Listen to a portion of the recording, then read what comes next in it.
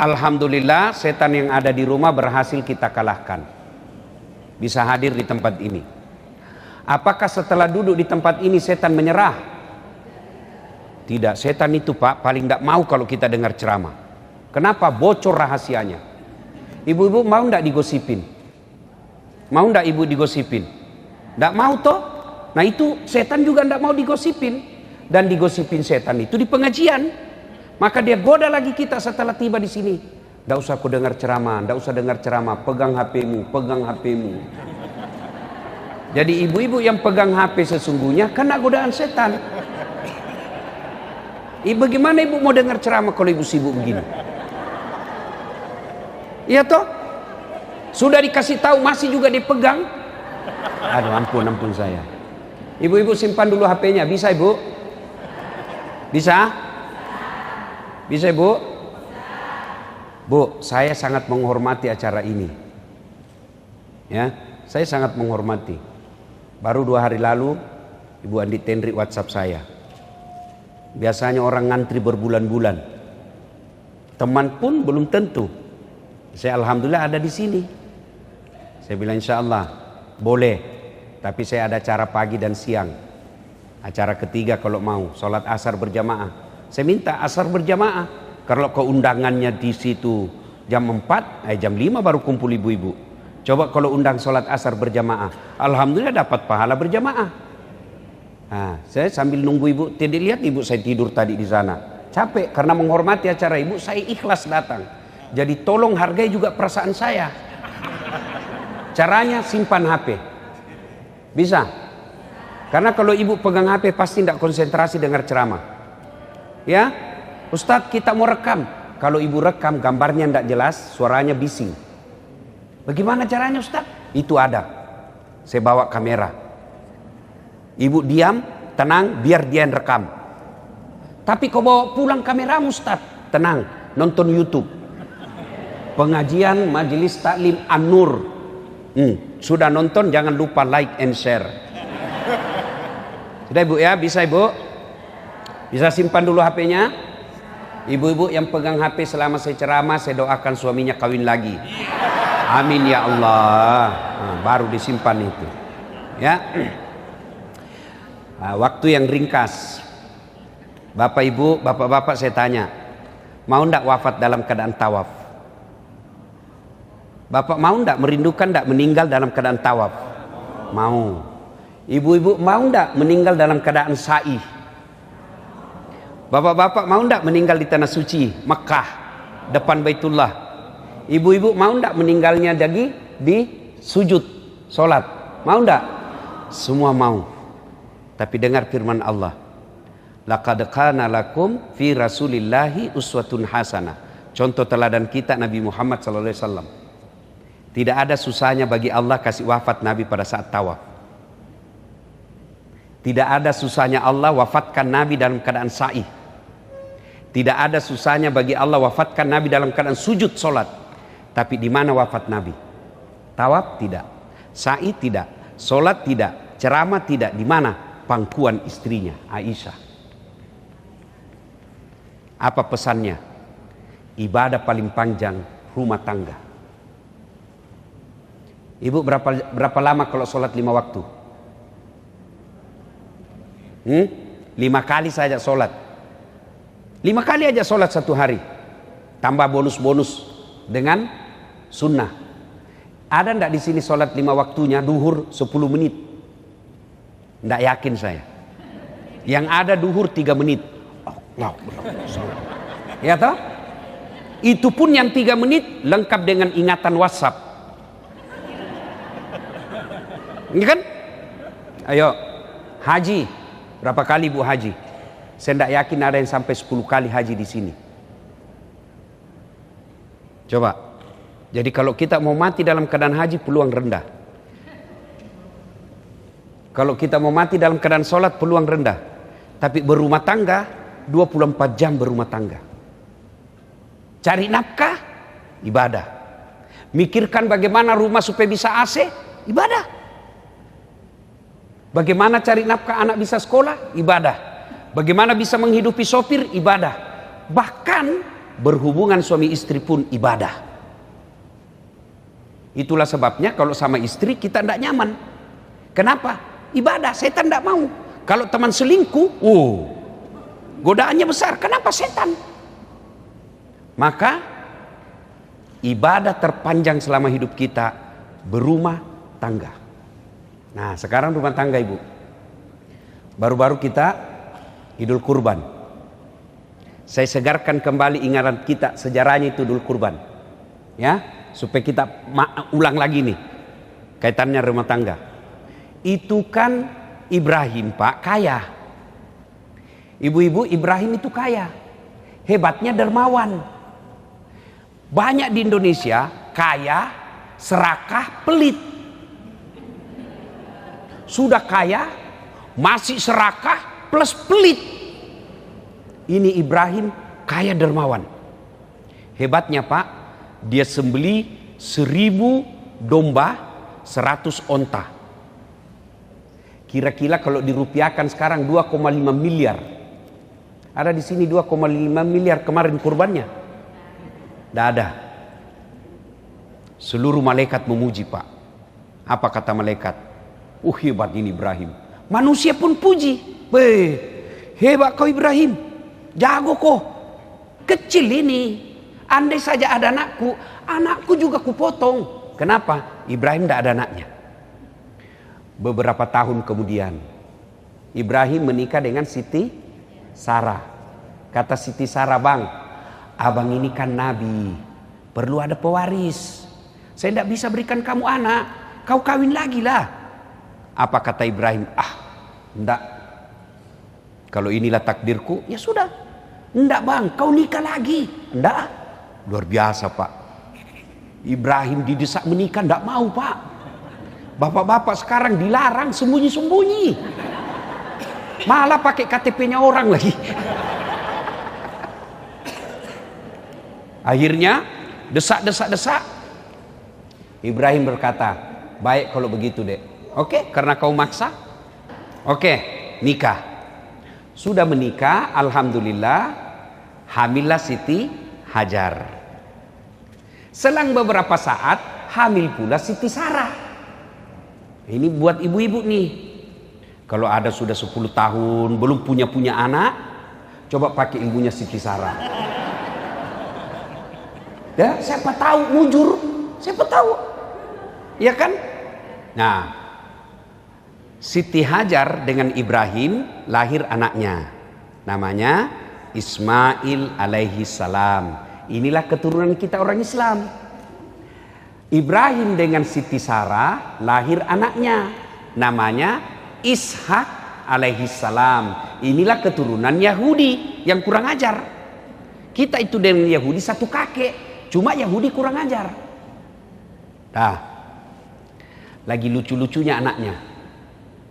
Ya kan? Ibu-ibu, dengar dulu. Sejarah sebelumnya ada yang tersisa. Ketika lagi kecil-kecil anaknya, ya, balita kira-kira sekarang, Allah perintahkan kepada Ibrahim sama Siti Hajar. Ibrahim, bawa anakmu jalan sama istrimu. Kemana? Kau jalan saja. Dari Palestina Pak. Kau jalan saja. Kemana? Kau jalan. Nanti saya kasih tahu kau singgah di mana. Jalanlah Ibrahim. Beratus kilo. Sampai di tumpukan batu. Allah berfirman, Ibrahim, kau simpan anak dan istrimu di situ. Terus kau kembali lagi, simpan di situ, tumpukan batu. Tumpukan batu itu sekarang jadi Ka'bah. Yang tumpukan batu itu. Apa kata Siti Hajar?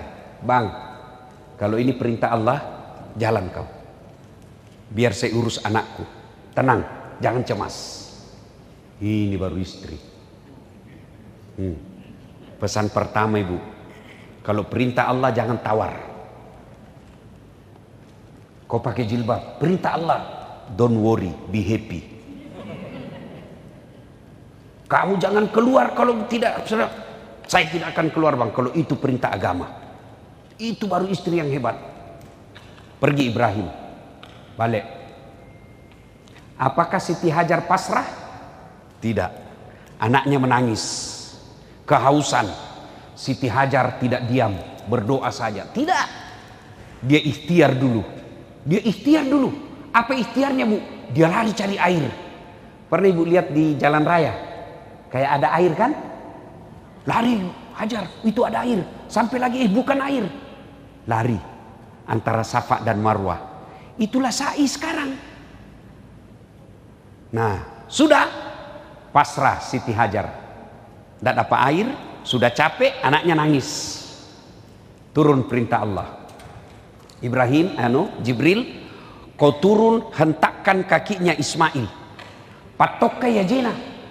Hentakkan kakinya Ismail ke tanah. Dihentakkan, dengan izin Allah keluar air. Lalu Siti Hajar berkata, Zam, zam, zam, zam. Itulah air Zam-Zam sekarang. Mulailah beredar berita. Ada di satu pelosok, ada sumber mata air, tidak pernah kering, dan selalu mengalir. Beredarlah itu di padang pasir. Namanya air di tengah padang pasir, orang semua datang. Ramailah kampung itu, kemudian disebut nama Hijaz. Yang ini sekarang disebut Makkah. Nah, lagi beremaja anaknya Ismail, 13 tahun. Quran tidak menjelaskan 13 tahun, tapi Quran cuma mengatakan Ismail sudah pandai membantu bapaknya. Kira-kira remaja sekarang, 13-14 tahun. Tanggal 8 Zulhijjah. Ibrahim alaihissalam mimpi. Ibrahim, kau pernah bilang toh, kalau ada anakmu saya potong. Sekarang ada anakmu, potong itu. Potong. Ibrahim bangun, Pak. Ini mimpi atau wahyu? Kalau mimpi, kenapa anak disuruh potong? Kalau anak banyak, 10 anak disuruh potong, kita cari mana yang beleng-beleng. Potong anakmu, ini beleng-beleng ini. Ya toh, Ibrahim mikir, ini wahyu atau mimpi? Mikir Ibrahim. Tanggal 8 Zulhijjah itulah sekarang kita sebut dengan hari Tarwiyah, yang artinya hari berpikir-pikir. Maka kita sunnah puasa. Tanggal 9 Zulhijjah, bangun lagi Ibrahim. Ibrahim, potong anakmu. Kau sudah janji sama saya. Bangun. Ibrahim katakan, ini wahyu, bukan lagi mimpi. Yakin 100% perintah Allah. Maka tanggal 9 Zulhijjah kita sekarang disebut hari Arafah atau hari penuh keyakinan, puasa. Tanggal 10 Zulhijjah, Ismail diajak ngomong bapaknya. Mail. Kalau di Makassar Mail. Ismail. Mail, sini kau dulu. Apa Pak? Ini saya diperintah Tuhan, gue potong kok. Bagaimana menurutmu? Ibu-ibu, kalau anaknya ibu di rumah kira-kira dikasih tahu begitu. Nah, saya diperintah potong kau nak. Apa dia bilang anak kita? Dilihat dulu kakeknya. Ini aja Pak yang sudah tua. Masuk akal enggak Pak? Masuk akal enggak? Masuk akal. Ini namanya anak cerdas, tapi tidak soleh. Tapi apa jawaban Ismail? Pak, kalau ini perintah Allah, jangan Bapak ragu. Laksanakan, insya Allah Bapak dapati saya anak sabar. Maka ibu berdoa anak yang soleh, bukan anak yang kaya, bukan anak pejabat, bukan anak cerdas, anak yang soleh. Itu doanya pendek Bu. Rabbi habli minas solihin. Untuk apa anak kaya kalau pelit? Untuk apa anak pejabat kalau bikin malu keluarga? Berapa banyak orang tuanya terhormat, anaknya jadi pejabat, satu keturunan malu karena anaknya tidak punya agama. Maka kita minta Rabbi habli minas solihin, berikan hamba anak yang soleh. Pelajaran kedua, Ismail. Coba Pak, Ibrahim sudah nyata perintah Allah, tapi masih ajak ngomong anaknya. Kita orang tua sekarang otoriter. Ya? Dia gagal polisi, anaknya dia paksa. Pokoknya kau yang lanjutkan cita-cita bapak. Nah anaknya mau jadi insinyur. Pokoknya kau jadi dokter. Anaknya suka peternakan, tidak boleh. Ibrahim sudah nyata perintah Allah, masih diajak ngomong anaknya. Tolong buka kakiku. Kenapa? Karena kalau saya diikat, nanti Allah berfirman menyangka saya terpaksa dan tidak ikhlas. Allah lihat itu malaikat, kau malaikat, kau lihat hebatnya ini anak. Lalu malaikat memuji Allah dengan mengeluarkan Allahu Akbar, Allahu Akbar, Allahu Akbar. Mendengar itu, Ibrahim menyambutnya dengan kalimat La ilaha illallah huwallahu akbar. Lalu Ismail menyempurnakan memuji Allah, Allahu Akbar walillahil ham. Itulah kalimat yang kita ucapkan kalau takbiran. Allahu Akbar, Allahu Akbar, Allahu Akbar. Pujian Ibrahim malaikat. La ilaha illallah wallahu akbar. Ibrahim alaihissalam. Allahu Akbar walillahil ham. Ismail. Sudah. Allah perintahkan Jibril. Itu ada kibas di sorga yang pernah jadi maharnya anaknya Adam ketika menikah. Ambil itu kibas, ganti lehernya Ismail. Digantilah lehernya Ismail, selesailah kisah Ibrahim menyembelih anaknya. Seluruh malaikat memujinya. Nah, apa hubungannya dengan keluarga? Satu, ibu-ibu, ini bisa terjadi kalau agama kuat dalam rumah tangga. Carita mati anak bisa soleh kalau agama lepas. Tidak mungkin istri taat kalau dia tidak kuat agamanya. Tidak mungkin suami tanggung jawab kalau longgar agamanya. Maka modal utama dalam berumah tangga, agama, bukan cinta. Sayang orang tua kalau mau kasih nikah anaknya, kau cinta Jina, maka mau gitu cintamu. Ada ji kerjanya nak, kerjanya mapan, cintanya ada, gagah, cantik, jabatannya bagus, uangnya banyak, tidak ada agama. Itulah yang mempermainkan anak kita. Tapi kalau agamanya ada, meski kerjanya tidak jelas, tapi dia punya tanggung jawab. Coba lihat anak-anak orang kaya yang tidak ada agamanya. Dia hina anak kita. Banyak uangnya, tidak ada agamanya, dia tidak ada hormati itu besannya. Kenapa? Ada duit saya. Tapi kalau ada agamanya, makin banyak duitnya, makin dihormati orang. Kenapa? Agama adalah patokannya dalam hidup. Maka Bapak Ibu, agama anak ke anak kita. Saya mau tanya dulu ibu-ibu, tolong jawab dengan jujur. Bu ibu, bu, bagaimana proses agama di rumah? Rumah mewah, ada pengajian? Alhamdulillah. Jangan sampai lebih sering arisan daripada taklim. Ayo. Percaya bapak-bapak, anak ini harta paling berharga. Bapak kalau ibu-ibu kalau meninggal siapa yang doakan ibu? Suami. Jangan harap bu, kawin lagi. Bener. Ada sama yang di Makassar tetanggaku, dia bilang Ustadz, jelek betul sifatnya itu tetangga saya. Kenapa? Baru 3 bulan istrinya meninggal, belum lagi kuburnya kering, dia kawin lagi. Saya bilang itu lebih hebat tetanggaku, belum mati istrinya dia kawin. Apa? Dia bilang mamanya cek istri saya. Jadi kalau saya duluan menikah, Ustadz juga kawin lagi. Sini kau sayang. Jangankan kau meninggal, masih hidup saja kau, saya selalu berpikir kawin lagi. Apalagi kalau kau sudah mati. Siapa yang doakan ibu? Siapa? Anak. Apa ibu tidak rindukan? Begitu kita meninggal, anak kita setiap sujud 5 waktunya, dia doa untuk orang tuanya. Saya bukan mau takabur bu, saya bukan mau takabur. Ini hanya motivasi buat bapak-bapak. Ini rata-rata orang kaya ini di dalam ini. Bohong ibu kalau tidak kaya. Kenapa kau tahu Ustaz? Casingnya ibu-ibu ini beda kan? Saya bisa lihat orang kaya dari casing. Oh ini orang kaya semua ini. Beda pak. Masya Allah. Saya tidak kaya bu. Alhamdulillah ibu bapak saya bikinkan masjid. Ibu saya kasih nama Hajjah Sitimang. Bapak saya kasih nama Masjid Abdul Latif.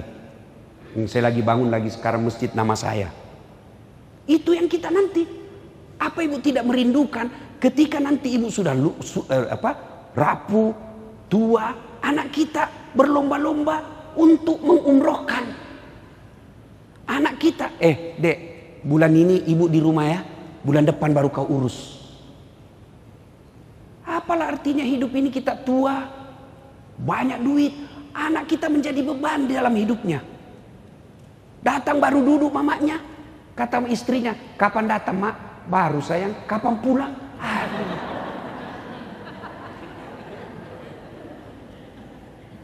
Aduh, cuma sayang. Maafkan saya ibu ya, ini gunanya ceramah. Jangan marah ibu ya, supaya ada boleh pulang ada oleh-oleh ceramah. Sayang ibu-ibu sekarang lebih sibuk ngurus kecantikan dirinya daripada didik anaknya. Lebih sibuk periksa HP-nya suaminya. Apa gunanya ku periksa itu HP-nya suamimu? Jangan ketawa ibu, saya serius ini. Ayo, datang suaminya, mana HP-mu? Coba lihat. Apa suami bagaimana tidak cepat serangan jantung? Kok tahu Ustaz? Karena saya begitu. Kenapa ada mantanmu di sini? Namanya mantan, tidak mungkin di-delete. Ini mantan bukan aplikasi yang bisa dihapus, tidak ada bekasnya. Ini hati bu. Daripada sibuk ngurus HP, urus anak. Urus anak. Suamimu terlantarkan kamu, anakmu nanti yang angkat derajatmu. Suamimu selingkuh, anakmu nanti yang muliakan. Dan itu anak dia bisa bedakan mana orang tuanya yang baik. Kalau ada selisih saya gampang, orang curhat, saya mau tahu suami atau istrinya yang masalah, saya lihat mana dibela anaknya. Maka ibu-ibu, apalagi usia senja, apalagi kita yang sudah muka-muka sakaratil maut, inilah penyakitnya ibu-ibu, tidak mau dibilang usia senja, maunya terus dibilang, oke lah ibu-ibu yang masih cantik-cantik. Masya Allah, untuk apa lagi? Ayo anak bu, gimana cara didik anak Ustaz? Coba tiap hari ibu baru bangun, mau tidur, pengajian. Tua, ibu-ibu, cukup kasih makan barang halal anak kita. Barang halal. Nah sekarang orang tua lebih gelisah, malu kalau anaknya tidak punya iPad, malu kalau anaknya tidak pakai behel, malu kalau anaknya tidak punya mobil. Memangnya ada orang masuk neraka gara-gara tidak punya mobil? Yang masuk neraka karena anaknya tidak sholat. Maka penting pengajian ini, ayo evaluasi kembali cara didik anak. Jangan berharap anak sopan kalau ibu bapaknya selalu dilihat bicara kasar. Anak yang dulu karena waktu terbatas. Yang kedua, Ibrahim itu suami yang baik. Cerita mati bapak mau didengar istri, kalau bapak bohong terus, tak bakal. Jadi kalau bapak mau didengar istri, jangan bohong. Satu bohong yang boleh. Bohong untuk membahagiakan istri, boleh. Bohong yang bagaimana itu? Ibu beli hadiah, kain, kasih. Gimana pak? Bagus enggak? Paling bagus ini. Selama kita menikah ini baju yang paling baik. Malah kalau bapak jujur dosa. Bodoh memang kamu ini. Warna apa ini? Bohong seperti itu boleh. Nah, bagaimana suami yang baik? Suami yang baik teladan. Jangan harap istri kita mau izin keluar kalau kita juga kadang-kadang tidak keluar. Keluar tidak menyampaikan. Ini juga perlu ibu. Ibu-ibu, bu, suami tidak wajib minta izin. Tidak. Istri wajib minta izin. Kenapa Ustadz? Karena langkahnya ibu ditanggung oleh suami. Sementara dosanya suami ibu tidak tanggung. Kedua, suami memang tugasnya lebih banyak di luar. Istri harus banyak di dalam. Jadi kalau sedikit-sedikit izin, repot. Maka laki-laki itu bukan minta izin, tapi memberi izin. Laki-laki itu menerima laporan, bukan melapor. Ibu tahu ini, di situ pintu masuknya setan. Itu kata Nabi.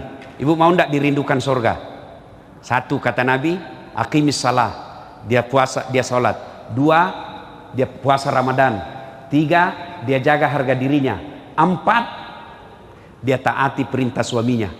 Kalau ini diamalkan, tadahulul jannati bisalam, masuk ke surga dengan penuh keselamatan. Pintu surga yang kamu mau, terserah. Tapi setan tahu ibu, setan tahu. Makanya apa?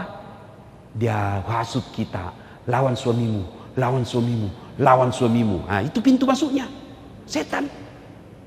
Maka boleh enggak perempuan cari nafkah? Boleh. Cuma kalau dia cari nafkah dan banyak uangnya, potensi melawan suami. Maksudnya apa Ustaz? Saya tanya ibu, kira-kira kalau suami ibu gajinya 5 juta, ibu gajinya 20 juta, kira-kira masih menghormati suami enggak? Ibu aja enggak punya gaji, kita lawan suami ibu.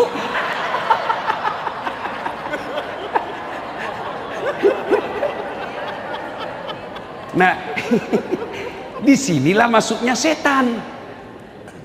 Bu, kalau sholat, setan sholat. Tapi kapan ibu lawan suami, maka ridha Allah lepas. Ridhanya Allah, ada ridhanya suami. Nah, maka setan hasut kita. Curiga kok, curiga kok. Curiga. Ketemu tadi cewek. Kalau ibu mau enak, sangka baik.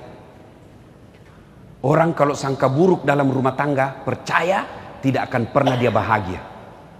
Coba kalau sangka baik ibu, telepon suami tidak dijawab pagi-pagi, oh lagi sholat duha, kan enak perasaan. Telepon lagi siang, oh berjamaah duhur ini, kan? Sore lagi telepon, tidak dijawab. Jam 5 sore ada WhatsApp teman, saya lihat suamimu di sampingnya ada cewek di atas mobil. Oh, berarti dia lagi nge-grab. Iya kan? Enak perasaan ibu toh. Tapi kalau sangka buruk terus, ilaha illallah, tidak bisa tenang. Istri saya suka ngomel, takdirnya itu bu. Kalau ada perempuan tidak ngomel, pasti ada kelainan. Benar. Hobinya itu perempuan ngomel. Dan satu lagi pak, perempuan itu ahli sejarah. Sekali bapak bikin kesalahan, sudah wassalam, ndak bakal itu dia ulang pak. Pak, coba dinasehatin, dia punya salah, bagaimana caranya dia ngomong supaya kembali kepada kesalahan itu ke kita. Itulah perempuan, memang begitu fitrahnya perempuan. Bagaimana beratnya penderitaan bapak tidak seberat penderitaan ibu hamil. Ya, bapak merasakan hamil. Gampang, ambil kelapa pak, 1 biji aja pak, masukkan di dalam baju, kemana-mana bawa pak. Mau boker, itu coba ibu-ibu kalau boker bawa toh. Nggak ada orang mau berak, simpan dulu berat sekali. Nggak ada pak. Dan berapa lama? 9 bulan pak. Ibu masih ingat waktu hamil? Ingat? Ada ndak yang tengkurap? Selama ibu hamil, ada ndak tengkurap? Gaya pasrah pak. Coba bapak, berapa lama ibu tidak tengkurap? 9 bulan pak. Bapak 1 bulan aja ndak tengkurap, pusing. Iya toh? Coba melahirkan, masih ingat waktu melahirkan? Masih? Ada ndak ibu-ibu melahirkan senyum? Ada? Mentang-mentang ibu Tenri orang kaya melahirkan, senyum kau nak keluar kau nak tidak, dia pas menderita ndak bu? Menderita bu? Sakit bu? Tapi heran kok diulang-ulang. Ndak ada orang melahirkan kalau kurang ajar. Enggak. Sudah itu menyusui. Masih ingat waktu menyusui bu? Apalagi waktu tumbuh giginya. Aduh. Ada ndak dia? Kok gigi saya? Ndak, dibujuk. Aduh bapak. Bapaknya senyum pak. Nih, pagi anaknya, malam. Maka pak, Kalau istri ngomel, bayangkan saja itu 3 perihnya penderitaan perempuan. Coba, lihat toh. Itulah sebabnya Nabi ketika ditanya, ya Rasul, setelah Allah dan Rasulnya siapa yang saya taati? Apa jawabannya Nabi? Ibumu. Setelah itu siapa? Ibumu. Setelah itu siapa? Ibumu. Setelah itu siapa? Bapakmu. Ibu, bapak. Berarti 3 ibu, 1 bapak. Ya toh? Salah paham lagi nih ibu-ibu nih. Itu sensitif sekali kalau kita bicara begini. Coba ulang. Ibu, bapak. Berarti 1 bapak, 3 ibu. Saya tidak bilang 3 istri. 3 ibu. Apa maknanya? Itulah 3 penderitaan ibu. Sehebat apapun laki-laki, dia tidak pernah bisa memikulnya. Maka kalau ibu ngomel, bayangkan bagaimana susahnya ketika dia hamil. Mau ndak berhenti istrimu ngomel? Ini rahasianya. 1, puji dia. 2, kasih hadiah. Bapak mau tahu perempuan, sambil kau puji, pegang pundaknya. Pasti dia senang. Wah, makin cantik kau dek. Meskipun dia tahu kita bohong, dia tetap senang. Iya tuh bu? Iya. Wah, kau tambah cantik saya lihat. Padahal dia tahu bohong ini suamiku, tapi dia tetap senang juga. Maka itu perempuan, kesalahan kita malas memuji. Kalau tetangga, wah puji. Ya bu, aduh ibu awet muda kelihatan. Itu didengar istrimu, hancur. Yang kedua, kasih hadiah. Bapak habis dinas, urus usaha, 4 hari baru pulang, bawakan hadiah. Mau itu kembang, coklat, baju, paling senang emas. Ya, kasih emas. Ternyata beberapa hari kemudian dia tahu palsu. Kau bilanglah, kau tahulah sayang, saya mau kasih kau yang emas yang asli, tapi kan lagi serat ekonomi. Meskipun itu palsu, tapi percaya, cintaku 24 karat dalam hati. Mulai dia senyum itu. Iya, istri saya kasih gitu. Palsu Ustaz. Iya, tetap cintaku asli. Dia senang. Kalau dia marah, saya peluk. Marah dia, saya peluk. Bila kamu di sisiku, mulai senyum lagi tuh. Masih marah, ku peluk tambah ku kencing, baru ku bilang, insaplah wahai. Berhenti dia marah pak. Jadi perempuan kalau marah, bapak jangan marah dan jangan bawa perasaan. Dan itu perempuan kalau sudah di depan kita pak, tidak berlaku pangkat jabatan dan sekolah, hilang semua itu. Dia bilang mamanya, cek di rumah istriku bu, kamu boleh sikap panggung di luar, kau boleh sikap mimbar di luar, tapi kalau di rumah kau Hello Kitty. Saya pasrah. Apa daripada kacau rimba persilatan pak. Lebih kita mengalah. Kalau perempuan ngomel, puji, kasih hadiah. Bapak anda percaya? Saya tanya, ibu-ibu, biar suami tidak pulang yang penting ada coba dengar, uang dia cari pak. Maka kesalahan kita jarang memuji, tidak mau kasih hadiah, pasti ngamuk.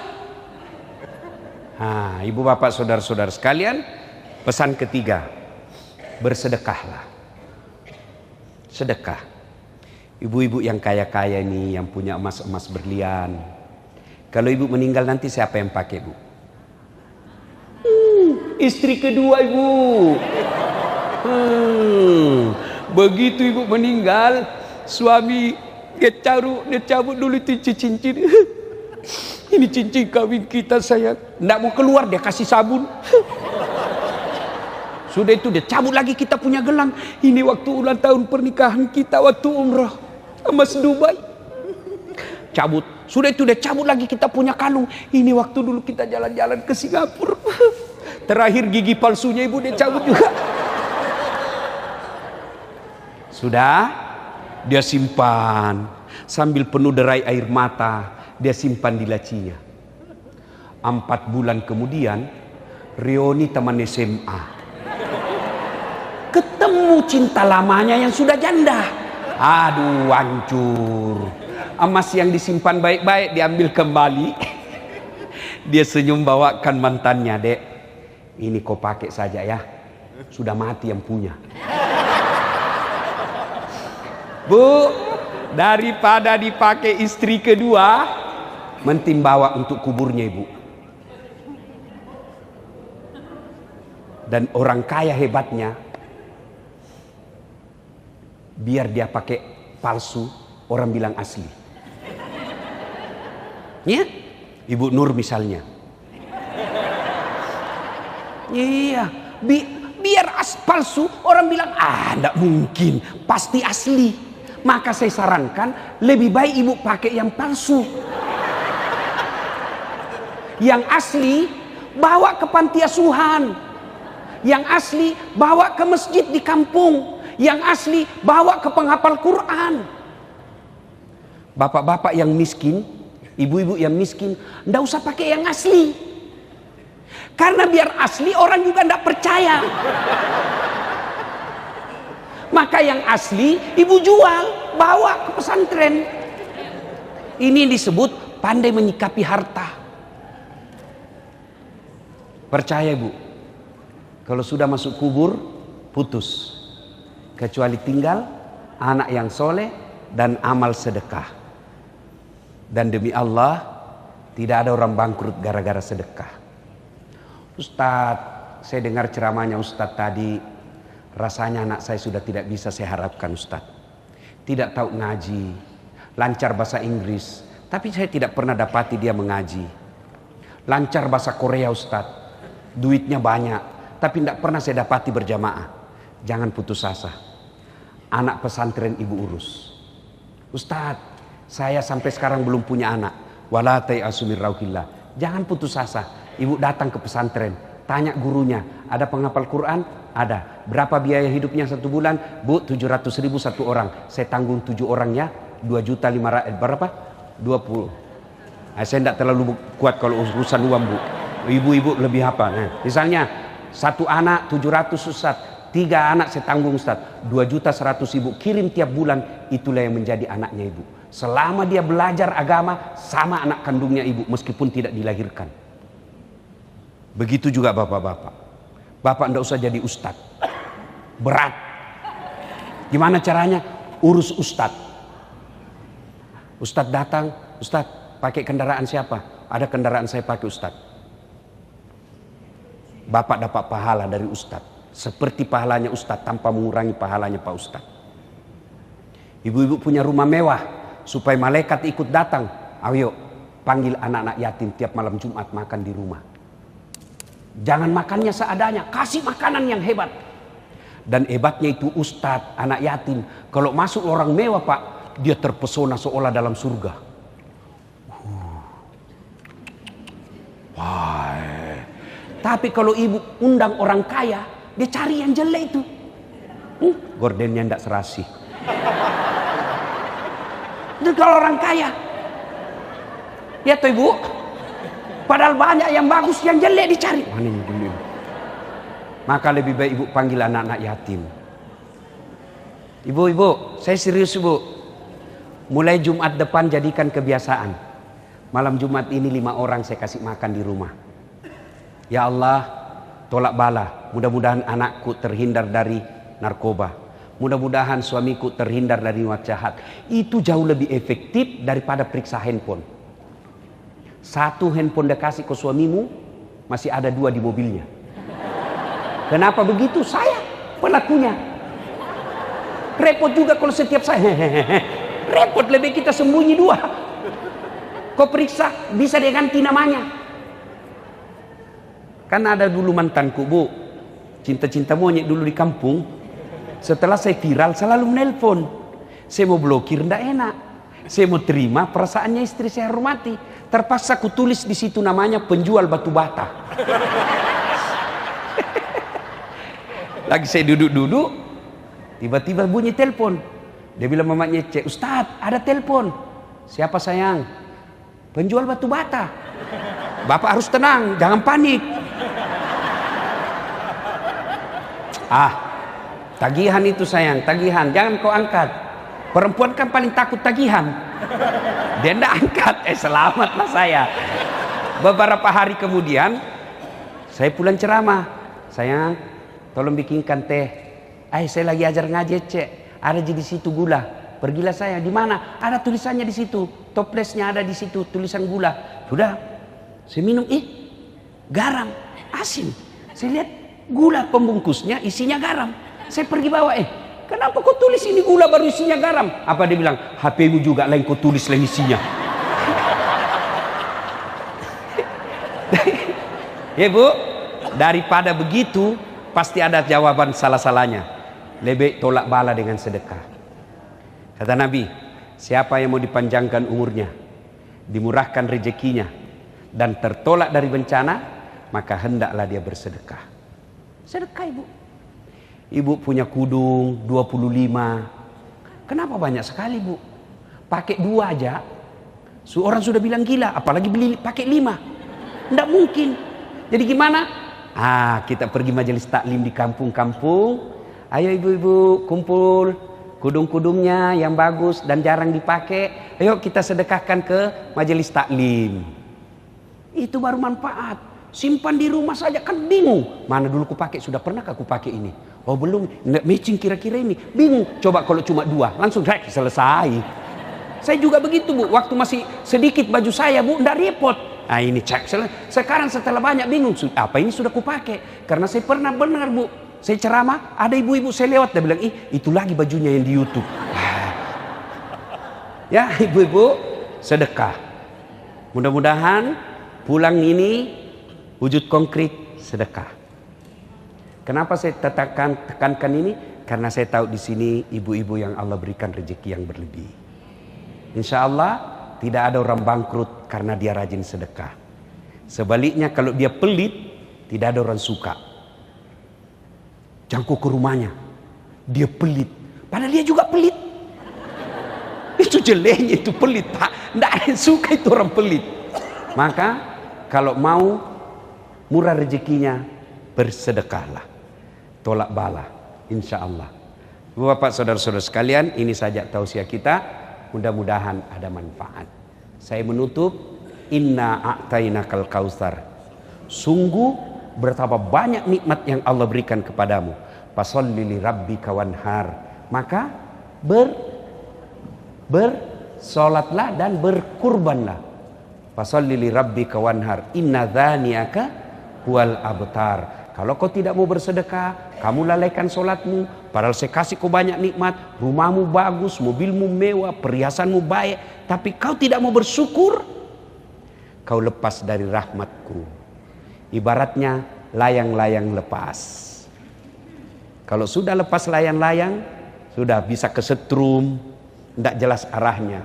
Itulah yang makna harta banyak tapi tidak ada ketentraman jiwa.